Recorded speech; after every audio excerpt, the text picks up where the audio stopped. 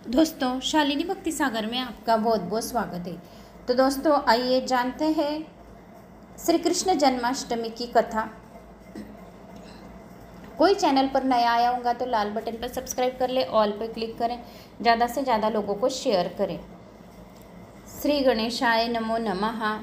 इंद्र ने कहा, हे मुनि, मुनियों में श्रेष्ठ और सभी शास्त्रों के ज्ञाता, हे देव, व्रतों में उत्तम उस व्रत को बताइए जिस व्रत से मनुष्य को भुक्ति लाभ प्राप्त हो तथा उस व्रत से प्राणियों को भोग व मोक्ष की प्राप्ति हो जाए।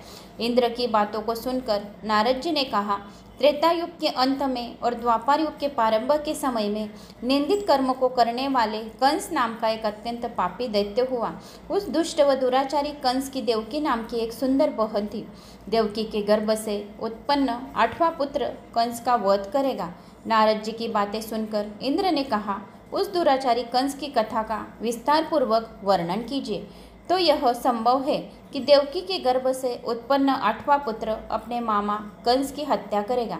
इंद्र की संदेह भरी बातों को सुनकर नारद जी ने कहा, हे आदिति पुत्र इंद्र, एक समय की बात है, उस दुष्ट कंस ने ज्योतिष्य से पूछा, मेरी मृत्यु किस प्रकार और किसके द्वारा होगी। ज्योतिष्य बोले, हे दानवों में श्रेष्ठ कंस, वसुदेव की पत्नी देवकी जो वाक्पटु है और आपकी बहन भी है, उसी के गर्भ से उत्पन्न उसका 8वां पुत्र जो कि शत्रुओं को भी पराजित कर इस संसार में कृष्ण नाम से विख्यात होगा, वही एक समय सूर्योदय के काल में आपका वध करेगा। सूर्योदय काल में आपका वध करेगा। ज्योतिष्य की बातों को सुनकर कंस ने कहा, हे देवेश, अब मैं आप यह बताइए कि देवकी का 8वां पुत्र किस मास में किस दिन मेरा वध करेगा। ज्योतिष बोला, हे महाराज, माघ मास के शुक्ल पक्ष की तिथि को 16 कलाओं से पूर्ण श्री कृष्ण से आपका युद्ध होगा, उसी युद्ध में आपका वध करेंगे। इसलिए है महाराज, आप आपकी रक्षा यत्नपूर्वक करें। इतना बताने के पश्चात नारद जी ने इंद्र से कहा, ज्योतिष द्वारा बताए गए समय पर ही कंस की मृत्यु कृष्ण के हाथ में निसंदेह होगी। तब इंद्र ने कहा, हे मुनि, उस दुराचारी कंस की कथा का वर्णन कीजिए और बताइए कि कृष्ण का जन्म कैसे होगा तथा कंस की मृत्यु कृष्ण द्वारा किस प्रकार होगी। इंद्र की बातों को सुनकर नारद जी ने पुनः कहना प्रारंभ किया। उस दुराचारी कंस ने अपने एक द्वापार से कहा, मेरी इस प्राणों की प्रिय बहन की पूर्ण सुरक्षा करना। द्वापार ने कहा, ऐसा ही होगा। कंस के जाने के पश्चात उसकी छोटी बहन दुखित होते हुए जल लेने के बहाने घड़ा लेकर तालाब पर गई। उस तालाब के किनारे एक वृक्ष के नीचे बैठकर देवकी रोने लगी। उसी समय एक सुंदर स्त्री जिसका नाम यशोदा था, उसने आकर देवकी से प्रिय वाणी में कहा, हे देवी, इस प्रकार तुम क्यों विलाप कर रही हो? अपने रोने का कारण मुझे से बताओ। तब दुखी देवकी ने यशोदा से कहा, हे बहन, नीच कर्मों में आसक्त दुराचारी मेरा ज्येष्ठ भ्राता कंस है। उस दुष्ट भ्राता ने मेरे कई पुत्रों का वध कर दिया है। इस समय मेरे गर्भ में 8वां पुत्र है, वह उसका वध कर डालेगा, क्योंकि मेरे ज्येष्ठ भ्राता को यह भय है कि मेरे अष्टम पुत्र से उसकी मृत्यु अवश्य होगी। देवकी की बातें सुनकर यशोदा ने कहा, हे बहन, विलाप मत करो, मैं भी गर्भवती हूँ। यदि मुझे कन्या हुई तो तुम अपने पुत्र के बदले उस कन्या को ले लेना और इस प्रकार तुम्हारा पुत्र कंस के हाथों मारा नहीं जाएगा। तदनंतर कंस ने अपने द्वारपाला से पूछा, देवकी कहाँ है? इस समय वह दिखाई नहीं दे रही है। तब द्वारपाल ने कंस से नम्रवाणी में कहा, हे महाराज, आपकी बहन जल लेने तालाब पर गई हुई है। यह सुनते ही कंस क्रोधित हो उठा और उसने द्वारपाल से उसी स्थान पर जाने को कहा जहाँ वह गई हुई है। द्वारपाल की दृष्टि तालाब के पास देवकी पर पड़ी। तब उसने कहा कि आप किस कारण से यहाँ आई है? उसकी बातें सुनकर देवकी ने कहा कि मेरे घर में जल नहीं था, मैं जल लेने जलाशय पर आई हूँ। इसके पश्चात देवकी अपने घर को और चली गई। कंस ने पुनः द्वापर से कहा कि इस घर में मेरी बहन तुम पूर्ण रक्षता करोगे। अब कंस को इतना भय लगने लगा कि घर के भीतर दरवाजों में विशाल ताले बंधवा कर दिए और दरवाजे के बाहर दैत्यों और राक्षसों के पहारे करीबी लिए नियुक्त कर दिया। कंस हर प्रकार से अपने प्राणों को बचाने का प्रयास कर रहा था। एक समय सिंह राशि के सूर्य में आकाश मंडल में जलधारी मेघा में अपने प्रभुत्व स्थापित किया। भादो मास की कृष्ण पक्ष की अष्टमी तिथि को घनघोर अर्धरात्रि थी। उस समय चंद्रमा भी वृष राशि में था। रोहिणी नक्षत्र बुधवार के दिन सौभाग्य योग में संयुक्त चंद्रमा आधी रात में उदय होने पर आधी रात के उत्तरे घड़ी जब हो जाए तो श्रुति स्मृति पुराणोक्त फल निसंदेह प्राप्त होता है। इस प्रकार बताते हुए नारद जी ने इंद्र से कहा, ऐसे विजय नामक शुभ मुहूर्त में श्री कृष्ण का जन्म हुआ और श्री कृष्ण के प्रभाव से ही उसी क्षण बंदी गृह के दरवाजे स्वयं खुल गए। द्वापर पर पहरा देने वाले पहरादार राक्षस सभी मूर्छित हो गए। देवकी ने उसी क्षण अपने पति वसुदेव से कहा कि हे स्वामी, आप निद्रा का त्याग कर और मेरे इस पुत्र को गोकुल में ले जाए। वहां से इस पुत्र को नंद गोप की धर्मपत्नी यशोदा को दे दे।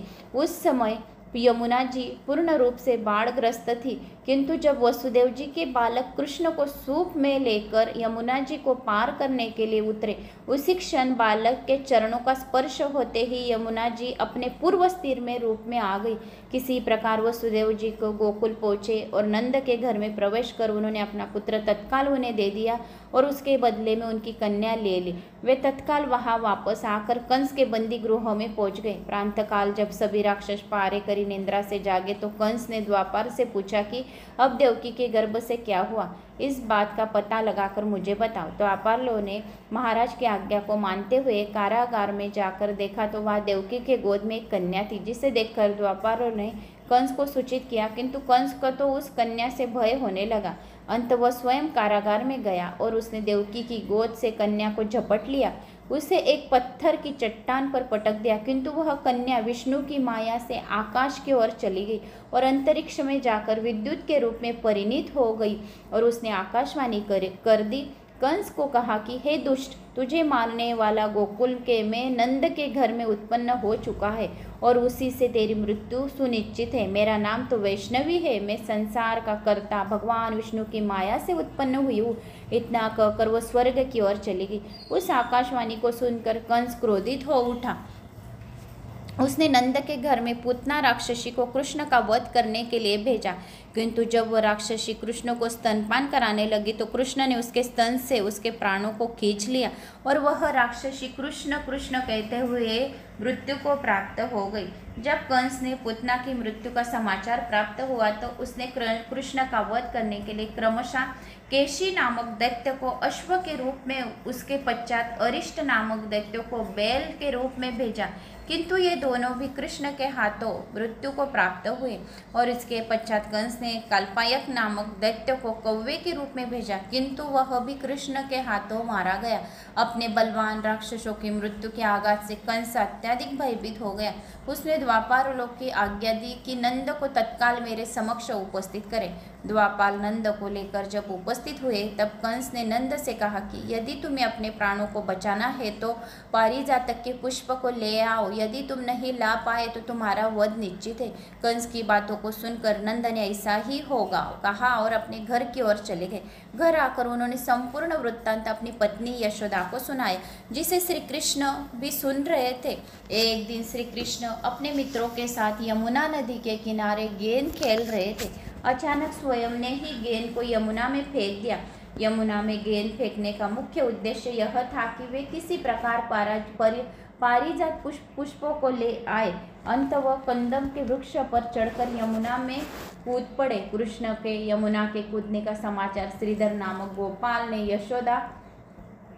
यशोदा को सुनाया। ये सुनकर यशोदा भागती हुई यमुना नदी के किनारे आ पहुंची और यमुना नदी की प्रार्थना करते हुए कहा कि हे यमुना माँ, यदि मैं बालक को देखूंगी तो भाद्रपद मास की रोहिणी युक्त अष्टमी का व्रत अवश्य करूंगी, क्योंकि दया दान सज्जत प्राणी ब्राह्मण कुल में जन्म रोहिणी युक्त अष्टमी गंगाजल एकादशी गया श्राद्ध और रोहिणी व्रत में सभी दुर्लभ है। हजारों अश्वमेघ यज्ञ के सहस्र राजयुग यज्ञ के दान का तीर्थ और व्रत करने से जो फल प्राप्त होता है वह सब कृष्णाष्टमी के व्रत करने से प्राप्त होगा। और जो यह कथा सुनेगा उसे भी या पढ़ेगा उसे अश्वमेघ यज्ञ और सहस्र राजसूय यज्ञ के दान के तीर्थ का आप पुण्य देना। ऐसे यशोदा माता ने कहा। यह बात सुनकर नारद जी ऋषि ने इंद्र से कहा कि इंद्र ने कहा, हे मुनियों, मैं श्रेष्ठ नारद यमुना नदी में कूदने के बाद उस बालक रूपी कृष्ण ने पाताल में जाकर क्या किया, ये संपूर्ण वृत्तांत मुझे बताइए। नारद ने कहा, हे इंद्र, पाताल में उस बालक ने नागराज की पत्नी के कहा कि तुम यहाँ क्या कर रही हो, कहाँ से आए हो, यहाँ आने का क्या प्रयोजन है। नाग की पत्नी बोली, हे कृष्णा, क्या तूने धृत क्रीड़ा की है जिसमें अपना समस्त धन हार गया है? यदि यह बात है तो कंकड़, मुकुट और मणियों का हार लेकर अपने घर में चले जाओ, क्योंकि इस समय मेरे स्वामी शयन कर रहे हैं। यदि वे उठ गए तो तुम्हारा भक्षण कर जाएंगे।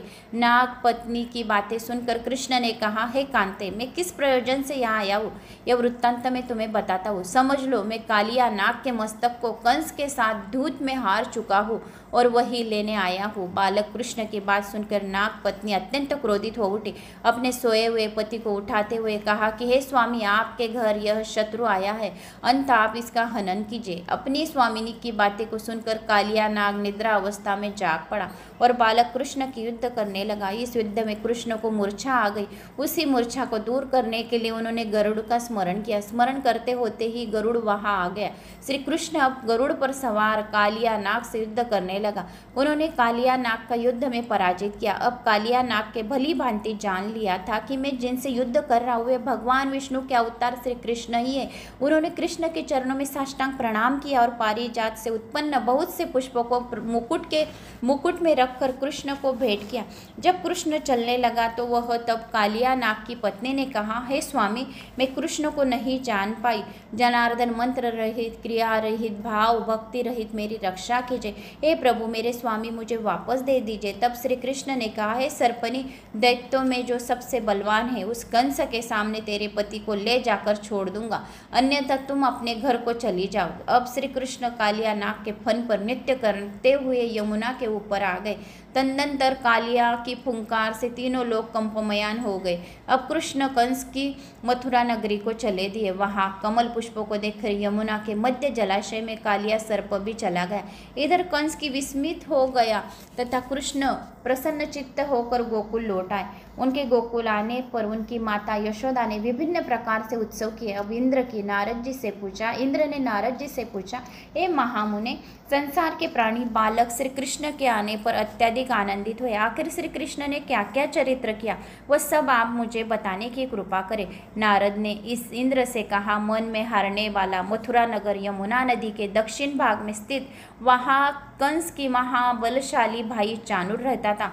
उस चाणूर से श्री कृष्ण ने मल्ल युद्ध की घोषणा की गई। इंद्र, कृष्ण एवं चाणूर का मल्ल युद्ध अत्यंत आश्चर्यजनक था। चाणूर की अपेक्षा कृष्ण बाल रूप में थे। मेरी शंख और मृदुंग के शब्दों के साथ कंस और केशी इसी युद्ध को मथुरा की जनसेवा के मध्य में देख रहे थे। रंगशाला के अखाड़े में चाणूर, मुष्टिक, शल, तोशल आदि बड़े बड़े भयंकर पहलवान दंगल के लिए प्रस्तुत थे। महाराज कंस अपने अपने बड़े बड़े नागरिकों तथा मित्रों का साथ उच्च मंच पर विराजमान था। रंगशाला में प्रवेश करते ही श्री कृष्ण ने अन्यायसी धनुष्य को अपने बाएं हाथ में उठा लिया और पलक झपकते ही सबके सामने उसकी डोरी चढ़ा दी तथा डोरी को ऐसे खींचा कि वह धनुष्य भयंकर शब्द करते हुए टूट गया। धनुष की रक्षा करने वाले सारे सैनिकों को दोनों भाइयों ने मार गिराया। कुवलिया पीड़ित का वध कर श्री कृष्ण ने उसके दोनों दांतों को उखाड़ लिया और उससे महावत एवं अनेक दुष्टों का संहार किया। कुछ सैनिक भाग खड़े हुए और महाराज कंस को सारी सूचनाएं दी तो कंस ने क्रोधित से दांत पीसते हुए चाणूर, मुष्टिक के शीघ्र ही दोनों बालकों को वध करने के लिए इंगित किया। इतने में श्री कृष्ण एवं बलदेव अपने अंगों पर खून के कुछ छींटे धारण किए और हाथी के विशाल दांतों को अपने कंधे पर धारण कर सिंह भावक भांति मुस्कुराते हुए अखाड़े के समीप पहुंचे। चाणूर ने, मुष्टिक ने उन दोनों भाइयों को मल्ल युद्ध करते हुए ललकार लिया। नीति विचारक श्री कृष्ण ने अपने समान आयु वाले मल्लों से लड़ने की बातें कही, किंतु चाणूर ने, श्री कृष्ण और मुष्टिक ने बलराम जी के बड़े दर्प महाराज कंस मनोरंजन करने के लिए ललकारा। श्री कृष्ण ने, बलराम तो ऐसा चाहता ही थे कि इस प्रकार मल्ल युद्ध आरंभ हो जाए, पर वहां पर बैठी हुई पूर्व स्त्रियां उस अनीतिपूर्ण मल्ल युद्ध को देखकर वहां से उठकर चलने को उद्युत हो गई। श्री कृष्ण रूप व माधुरी का दर्शन कहने लगे, अहो, सच में पूछो तो ब्रजभूमि ही परम पवित्र और धन्य है। वहाँ परम पुरुषोत्तम मनुष्य के वेश में चिपकर रहते हैं। देवादिदेव महादेव शंकर और लक्ष्मी जी जिनके चरण कमलों की पूजा करते हैं, वे भी प्रभु वहाँ रंग बिरंगी पुष्प की माला धारण कर गौवे के पीछे पीछे सखियों के बलराम जी के साथ बांसुरी बजाते हुए नाना प्रकार की क्रीड़ाएं करते हुए आनंद से विचरण करने लगे। और श्री कृष्ण ने इस रूप मधुरा में आस्वादन केवल ब्रजवासियों को विशेष गोपियों के लिए सुलभ है। वहाँ मयूर, शुक, सारी गौवे, बछड़े तथा नदियों में सभी धन्य हैं। वे स्वच्छंद रूप से श्री कृष्ण की विविध प्रकार के माधुर्या पाने के लिए निहाल हो गई। अभी वो ऐसी चर्चा कर रही थी कि श्री कृष्ण ने चानूर और बलराम जी के मुष्टिक को पछाड़ कर उनका वध कर दिया। तंदुंतर, कूट, शल, तोशल आदि भी मारे गए। इतने में कंस ने क्रोधित होकर श्री कृष्ण, बलदेव और नंद, वसुदेव सबको बंदी बनाने के लिए आदेश दिया, किंतु सबके देखते ही देखते बड़े वेग से उछलकर श्री कृष्ण उसके मंच पर पहुंच गए और उसकी चोटी पकड़कर नीचे गिरा दिया तथा उसकी छाती पर ऊपर कूद गए, जिससे उसके प्राण पखेरु उड़ गए। इस प्रकार सहज ही कंस मारा गया।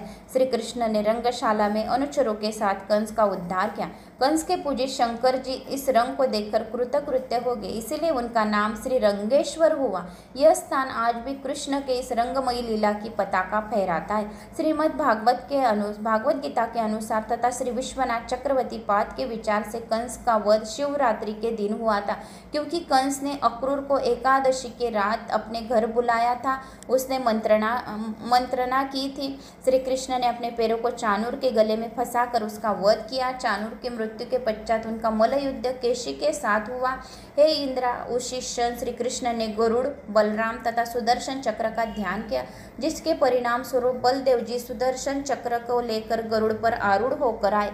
उन्हें आता देख बालक श्री कृष्ण ने सुदर्शन चक्रों को उनसे लेकर स्वयं गरुड़ की पीठ पर बैठकर न जाने कितने ही राक्षसों और दैत्यों का वध कर दिया, कितनों की शरीर अंग भंग कर दिए। इस युद्ध में श्री कृष्ण और बलदेव ने असंख्य दैत्यों का वध किया। बलराम जी ने अपने आयुध, शस्त्र, हल से और कृष्ण के सुदर्शन चक्र माघ मास के शुक्ल पक्ष की सप्तमी को विशाल दैत्यों के समूह सर्वनाश किया। जब अंत में केवल दुराचारी कंस ही बच गया तो कृष्ण ने कहा कि दुष्ट, अधर्मी, दुराचारी, अब मैं इस महायुद्ध स्थल पर तुझसे युद्ध कर तेरा वध करूंगा, संसार को तुझसे मुक्त कराऊंगा। यह कहते हुए श्री कृष्ण ने उसके केशों को पकड़ लिया, कंस को घुमाकर पृथ्वी पर पटक दिया, जिससे वह मृत्यु को प्राप्त हुआ।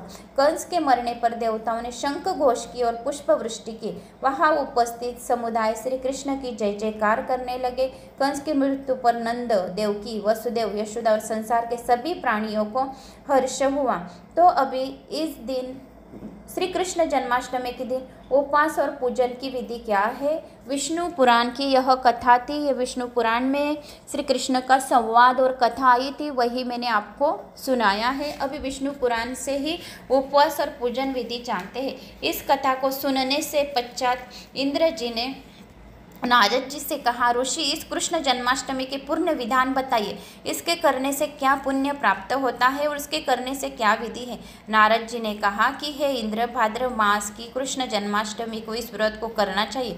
इस दिन ब्रह्मचर्य आदि नियमों का पालन करते हुए श्री कृष्ण का स्थापन करना चाहिए। सर्वप्रथम श्री कृष्ण की मूर्ति स्वर्ण कलश के ऊपर स्थापित कर चंदन, धूप, पुष्प, कमल पुष्प आदि से श्री कृष्ण की प्रतिमा को वस्त्र से वेष्टित कर विधि पूर्वक अर्चन करे। गुरुची, छोटी, पीतल और सौंठ की श्री कृष्ण को आगे अलग अलग रखे।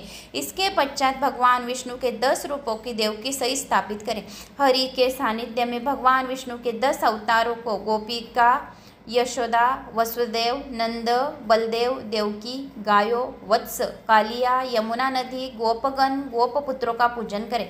इसके पश्चात 8वें वर्ष समाप्ति पर इस महत्वपूर्ण व्रत का उद्यापन भी करें और कर्म भी करें। यथाशक्ति विधान द्वारा श्री कृष्ण की सुवर्ण की प्रतिमा बनाएं। इसके पश्चात मत्स्य कूर्म इस मंत्र द्वारा अर्चनादि करें। आचार्य, ब्रह्मा तथा 8 ऋतुज्वा का वैदिक रीति से वर्ण करें। प्रतिदिन ब्राह्मणों को दक्षिणा और भोजन देकर प्रसन्न करें। उपवास पूर्ण विधि, उपवास की पूर्व रात्रि को हल्का भोजन करें और ब्रह्मचर्य का पालन करें। उपवास के दिन प्रातःकाल स्नानादि नित्य कर्मों से निवृत्त हो जाए। पश्चात सूर्य, सोम, यम, काल, संधि, भूल, पचन, दिक्पति, भूमि, आकाश, खेचर, अमर, ब्रह्मादि को नमस्कार कर पूर्व उत्तर मुख बैठे। इसके बाद जल, फल, कुश और गंध लेकर संकल्प करें। ममाखिल पाप मृशन मन पूर्वक सर्वाभीष्टम सिद्धये श्री कृष्ण जन्माष्टमी व्रत व्रतमय्यम करिष्ये, इस मंत्र का जाप करें। अब माध्याह्न के समय काले तिलों को जल से स्नान करें और काले तिलों को जल से स्नान कर देवकी जी के सूतिका गृह नियत करें। तत्पश्चात भगवान श्री कृष्ण की मूर्ति या चित्र स्थापित करें। मूर्ति में बालक श्री कृष्ण का स्तनपान कराती हुई देवकी हो और लक्ष्मी जी के चरण स्पर्श किए हो अथवा ऐसे भाव हो। इसके बाद विधि विधान से पूजन करें। पूजन में देवकी, वसुदेव, बलदेव, नंद, यशोदा और लक्ष्मी इन सब का नाम क्रमशः लेना अनिवार्य है। फिर निम्न मंत्रों से पुष्पांजलि अर्पण करें। प्रणम देवे जननी त्वाया जातुस्तु वामनं वसुदेवात तथा कृष्ण नमस्तुभ्यं, नमो नमः सूर्यपुत्राज्ञ प्रदत्तं गृहाणं नमस्तुभ्यं। अंत में प्रसाद वितरण कर पूज भजन कीर्तन करते हुए रथ जगा करें। पूजन का फल, जो व्यक्ति जन्माष्टमी के व्रत को करता है, यह व्रत कथा सुनता है, वह ऐश्वर्य और मुक्ति को प्राप्त होता है। आयु, कीर्ति, यश, लाभ, पुत्र पौत्र को प्राप्त कर इसी जन्म में सभी प्रकार को सुखों को भोग कर अंत में मोक्ष को प्राप्त करता है। जो मनुष्य भक्ति भाव से श्री कृष्ण की इस कथा को सुनता है, उनके समस्त पाप नष्ट हो जाते हैं, उत्तम गति उन्हें प्राप्त होती है। तो दोस्तों, यह रही श्री कृष्ण जन्माष्टमी की व्रत कथा, पूजन विधि, मंत्र और काले तिल से स्नान करना है। यह विष्णु पुराण की कथा थी। तो मुझे उम्मीद है दोस्तों कि आपको ये दी गई कथा श्रवण की होगी, और श्रवण की तो एक लाइक, शेयर, सब्सक्राइब अवश्य करें। पद्य पुराण, संक्षिप्त पद्य पुराण रविवार के दिन संपूर्ण आधा भाग, एक भाग संक्षिप्त पुराण का आएगा और दूसरा भाग संक्षिप्त पुराण, यानी 2 भागों में संपूर्ण पद्य पुराण आपको श्रवण करने को मिल जाएगा। जिन्होंने एक एक भाग श्रवण किए हैं, वही भाग संक्षिप्त पुराण में संपूर्ण 2 भागों में पुराण आ जाएगा। तो आपको पद्य पुराण सुनने मात्र से सभी पापों को तो मुक्ति मिलेगी, लेकिन 33.5 कोटि देवी देवताओं का आशीर्वाद, वो तीर्थ किया हुआ पुण्य भी मिलेगा और 33.5 कोटि देवी देवताओं का दर्शन करने का पुण्य मिलेगा। वैकुंठ लोक की प्राप्ति होगी। पुराने सुनने से समस्त पापों के पाप नष्ट हो जाते और पुण्य कर्म का जो रहता है अपना फल अधिकम अधिक अपना ज़्यादा हो जाता है। इसीलिए पद्य पुराण के 2 भाग अवश्य आएंगे, उन्हें भी अवश्य श्रवण कीजिए और शेयर सब्सक्राइब अवश्य कीजिए। मेरा आत्म मनोबल बढ़ाइए। आपका एक कमेंट्स और आपका एक लाइक मेरा आत्म मनोबल बढ़ाता है और मुझे दूसरा वीडियो बनाने में प्रेरणा मिलती है। तो शालिनी भक्ति सागर कथा यह भी मेरा ही चैनल है, उस चैनल को भी सब्सक्राइब कीजिए। कमेंट्स बॉक्स में ओम नमो भगवते वासुदेवाय नमः, श्री कृष्णाय नमः, ओम नमो भगवते वासुदेवाय, प्रणत क्लेश नाशाय, गोविंदाय नमो नमः। इस मंत्र का जन्माष्टमी के दिन 108 बार माला लेकर अवश्य जाप करें या यज्ञ हवन अवश्य करें इस मंत्र से। ओम नमो भगवते वासुदेवाय, प्रणत क्लेश नाशाय, गोविंदाय नमो नमः। यानी प्रणत क्लेश नाशाय, यानी अपने घर में कोई क्लेश होता होगा तो वह नाश हो जाएगा और महालक्ष्मी हमारे घर में विराजमान होगी। इसीलिए इस मंत्र को ज़्यादा से ज़्यादा महत्व दे और 108 बार तो भी माला लेकर, तुलसी की माला लेकर जाप अवश्य कीजिए। जय श्री महाकाल। ओम नमो भगवते वासुदेवाय।